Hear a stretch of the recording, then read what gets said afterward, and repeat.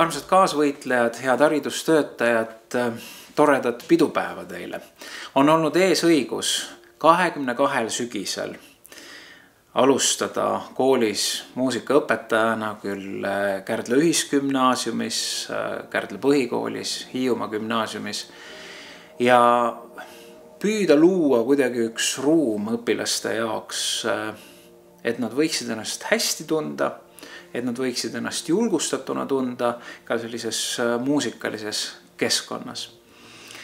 20, nüüd juba tegelikult 3 aastat tagasi, ma ei oska öelda, kui palju julgust nõudis tollaselt direktorilt Toivo Pruulilt võtta legendaarse Evald Terase järeltulijaks tööle no ikka päris poisike, kes oli äsja Otsa kooli lõpetanud ja ei teadnud suurt õpetamisest mitte midagi. Esimese klassi pildi peal, olles sellise paraja Tootsi klassi klassijuhataja, oli väga keeruline aru saada, kus kohas see klassijuhataja on. Pärast seda ma hakkasin habet kasvatama.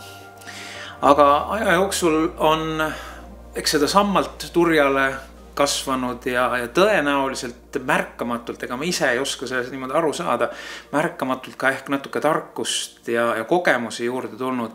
Aga ma võin öelda, et ma olen igat 1. septembrit alustanud selle sama tundega suures plaanis, kui see oli aastal 1997. Südame värinaga ja kõik on uus. See on minu õnn ja õnnetus, hoiab ära rutiinist, aga ma iga aasta olen alustanud otse kui uut värsket ringi nagu esimest aastat. Kui ma õpetaja kutse vastu võtsin, siis abikaasa ütles mulle küll mitte üle 5 aasta, sellepärast et pärast 5 aastat pidid õpetajad juba olema, ma ei oska, kuidas seda nüüd ilusasti öelda, aga ütleme, et nad ei ole päris enam tavalised inimesed. Aga kuidagi moodi oleme koos ka aru saanud, no kõigile see professionaalsus lihtsalt külge ei hakka. Ja seegi on ühtepidi minu nagu eelis, teistpidi võib-olla probleem või puudus. Ma tahan tänada teid väga selle tunnustuse ja märkamise eest. Muidugi see suvi ja see aasta on üldse olnud väga eriline, neid tänaval kinnipidamisi ja vestlusi poes, sotsiaalmeedias, telefonitsi. Neid sõnumeid, kus õpilased on avaldanud oma mõtteid ja tundeid, kus lapsevanemad on seda teinud, kus kolleegid on seda teinud. See on südame väga soojaks teinud. Me vajame neid häid sõnu ja julgustusi ja olgu meil neid häid sõnu ja märkamisi igal ajal.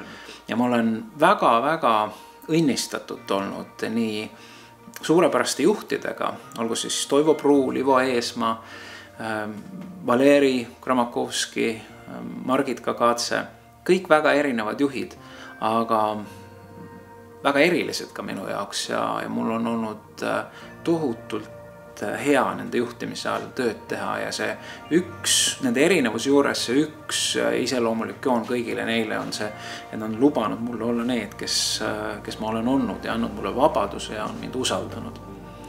Ja ma olen imetlenud ka oma kolleege väga mitme kandi pealt, aga üks, mis mind on alati puudutanud, kui on inimesed, kellel jätkub sooja sõnu, tunnustust inimestele, kas siis lastele või oma kolleegidele, kes midagi kooli kontekstis või väljaspool kooliga teevad. Mulle meeldib mõtelda meist kui maailma muutjatest. Me õpetajad, haridustöötajad oleme kindlasti maailma muutjad. Ja loomulikult see algab kõigepealt siit. See kõige lähem maailm, see, mis on meie maailm. Aga ilmselgelt olles ka maa sool, nagu õpetajaid kutsutakse, siis need muutused ja need protsessid, mis siin toimuvad, need avaldavad mõju väljapoole. Ja olgu see kas või üks õpilane, kelle maailma me muudame. Me oleme maailma muutjad. See üks õpilane, kes vajab võib-olla lohutust, võib-olla vajab mõistmist, võib-olla vajab naeratust, võib-olla vajab seda, et keegi lihtsalt on tema kõrval ja mõistab teda, keegi turvaline täiskasvanu ja selle ühe lapse, noore maailm võib saada muudetud, aga ma kahtlustan, et neid on meil kõigil rohkem kui ainult 1 või 2.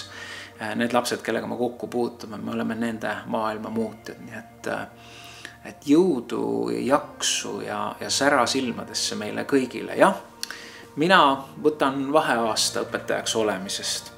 Aga, ja ka võib-olla üks põhjus on see, et ma ei tahaks, et minul see sära silmist kaoks ja lastel, kellega ma kokku puutun, see sära silmist kaoks. Et siis võib-olla on vaja korraks eemalt asju vaadata ja ma olen tohutult tänulik selle võimaluse eest. Ja üks asi veel. 2020 aasta on väga eriline minu jaoks ja 19. august on väga eriline kuupäev. Nimelt 19. augustil tähistasime oma abikaasaga hõbepulmasid, aga selle samal kuupäeval sain ma lõpuks kätte õpetajapaberid.